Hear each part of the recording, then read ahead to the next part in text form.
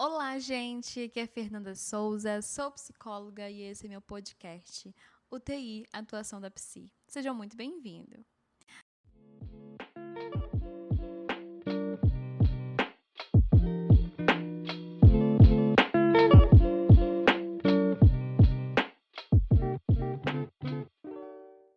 Então, gente, o episódio anterior eu conversei com vocês sobre os estressores causados pelo ambiente da UTI e os aspectos emocionais do paciente, da família e dos profissionais. Hoje, aqui com vocês agora, irei bater um papo com vocês sobre os fatores psicológicos causados por esses aspectos conversados anteriormente com vocês. Vamos lá, então? Bom, com os aspectos emocionais e estressores causados pelo ambiente e a situação vivenciada pelo paciente e família, é possível que essas reações possam contribuir para ocasionar fatores psicológicos.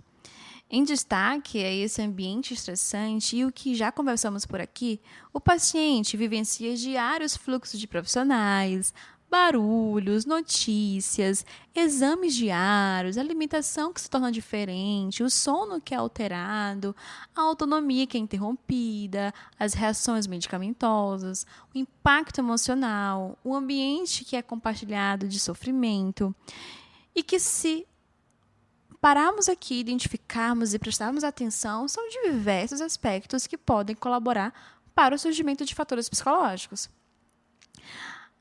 Então, irei compartilhar aqui com vocês, trocar algumas ideias sobre alguns fatores mais presentes em pacientes e família e profissionais durante e após a vivência na unidade de terapia intensiva.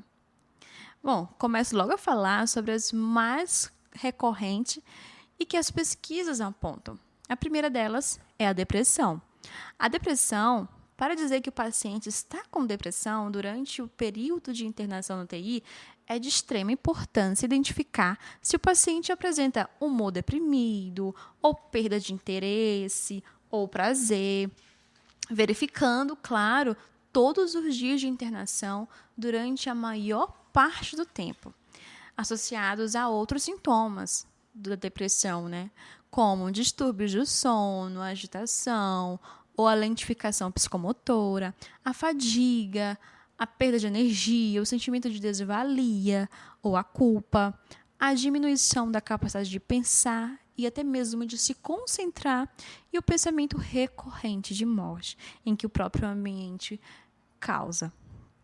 Por isso, a avaliação e o acompanhamento pelo psicólogo durante a internação são essenciais, são de extrema importância. E após ela também.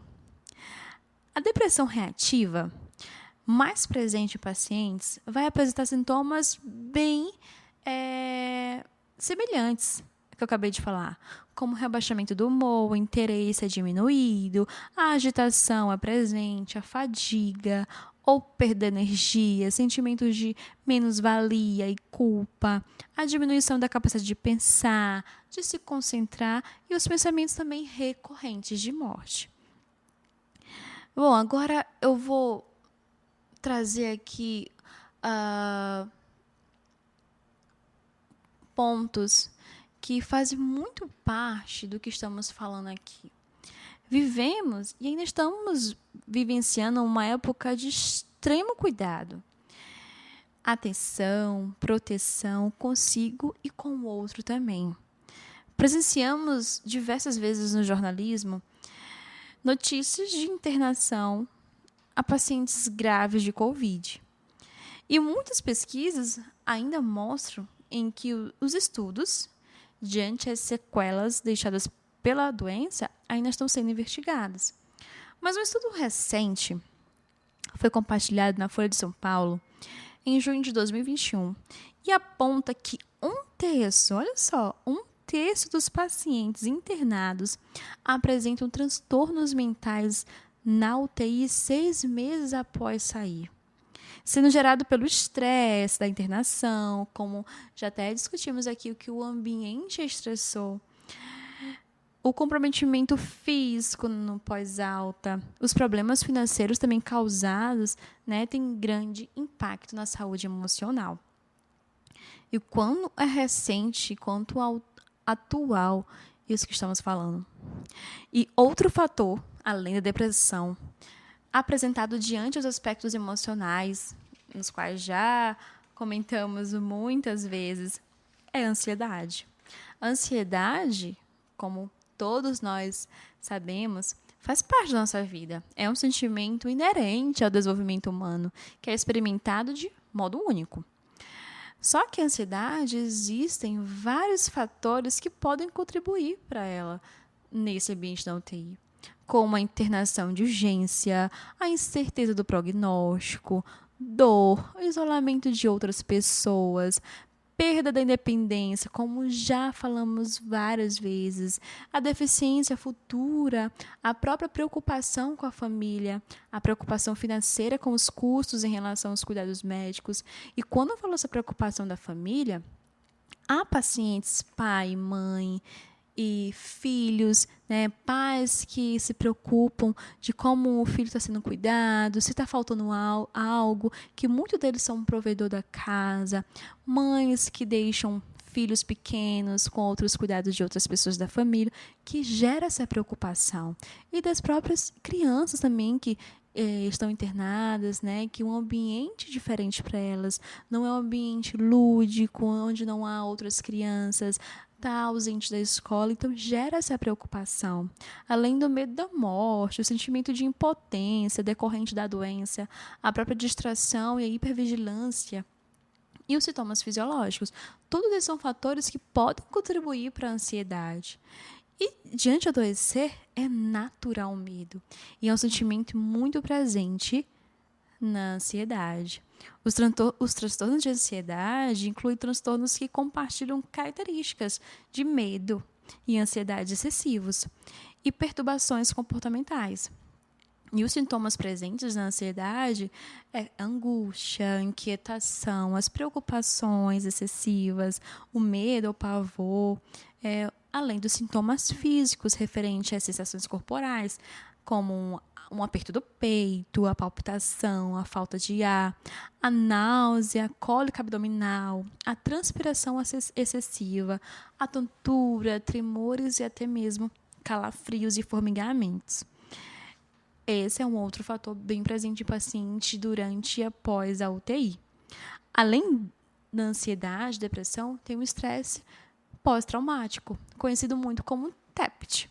O TEPT, ele é caracterizado pela exposição a episódios concretos ou ameaça de morte, lesão grave ou violência sexual.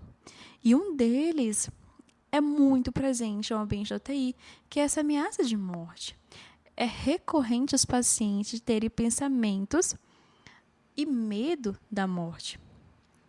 E os sintomas apresentados por quem sofre de TEPT é a presença de um ou mais dos seguintes sintomas associados a esse evento traumático, podendo ser reações dissociativas, como os flashes do local.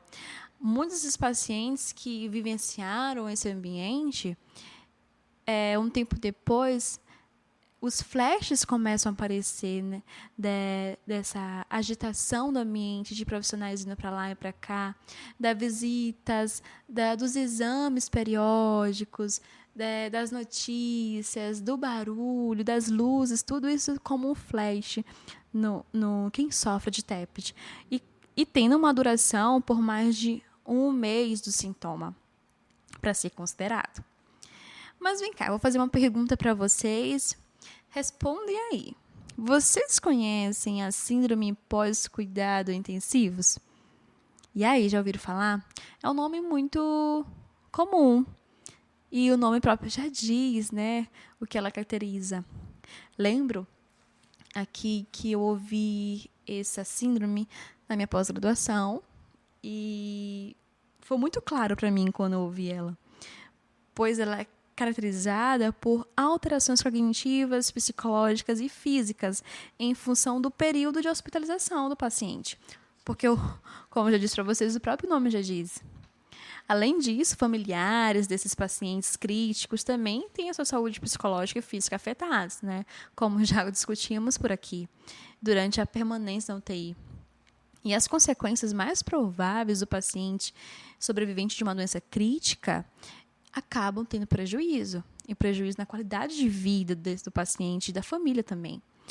E eu posso destacar aqui para vocês 3, né? Uns 3 muito presentes, que é o comprometimento cognitivo. E quando eu falo desse comprometimento cognitivo, eu estou falando da orientação, de espaço temporal, da memória, da atenção. E essa orientação, ela é tão clara porque muitos dos pacientes que passam por essa internação e que vivenciam esse ambiente percebem que dentro desse local não tem um relógio, às vezes é uma sala fechada que às vezes pode não ter janela, e se a janela tiver, talvez tenha um fumê que não mostra a claridade, como se fosse o tempo todo escuro, cortinas, né? E além de também não ter relógio, não tem televisão para mostrar horários de jornais, e tudo isso dificulta e compromete o cognitivo do paciente. Além disso, os danos neuropsicológicos. E esses danos neuropsicológicos, 3 deles eu já falei aqui com vocês, que é a depressão, a ansiedade e o estresse pós-traumático. Além disso, que é o comprometimento físico. E esse comprometimento físico ele é muito, muito presente em pacientes que passam pela internação na UTI, que é a funcionalidade, a força, a resistência muscular e a maior dependência funcional. Bom, já falei aqui muitos pacientes de família, vários fatores psicológicos causados por esse ambiente, esses aspectos emocionais que são impactados por esta internação. Mas e os profissionais? E a equipe? Será que tem consequências, esses impactos, esse ambiente estressor? Será que gera consequências psicológicas para eles? Com certeza, né, gente? E fatores presentes nos profissionais de saúde que vivenciam aquele e que estão presentes nesse ambiente sofredor de estresse, que tem contato, também apresentam consequências e esses aspectos emocionais enfrentados por ele. Vocês conhecem a síndrome de burnout? Já ouviram falar? Eu acredito que essa palavra é muito conhecida. Mas vamos voltar ao nosso olhar, o que ela representa, o que ela apresenta como característica, né? De acordo com o CID, a síndrome ela é caracterizada por 3 dimensões. A sensação de esgotamento ou esgotamento de energia, o aumento da distância mental do trabalho ou sentimentos de negativismo e a redução de eficácia profissional. Fernanda, me resume, por favor. Vou resumir. Síndrome de burnout ou síndrome de esgotamento profissional é um distúrbio psíquico relacionado ao emprego e ao desemprego também.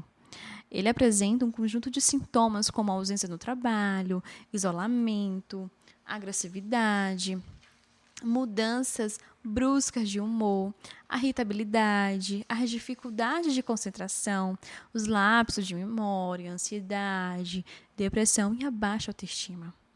Então, não só o paciente e a família é afetado por este ambiente, mas a própria equipe que está lá cuidando de maneira intensiva, né, os cuidados com o paciente e com a família.